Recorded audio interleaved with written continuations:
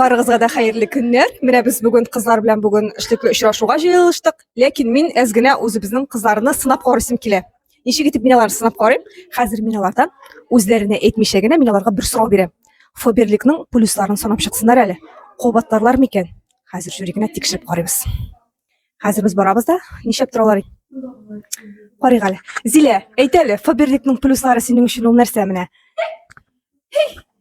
1000 сумга заказ ясыйм да 20% скидка алам. О, сиңа шулай. 50 балл ясыйм да 26% скидка алам. Ого. Земфира, сиңа сорыйк әле. Свободный график. Свободный график. Мен директор болам да 80 мең акча алам. 80 мең директорга. Охо, илесе. Мен бала табам да әни бонус алам. Күбейтеп акча алам, Алла бирса. Не бит. Молодец. Мен детский витаминдар кулланам. Детский витаминнар. Алия безнең кайда хыял алып йөри сорыйк әле Алиядән дә. Алия, сана инде безгә әйт инде. Синең өчен плюслары Фоберликның.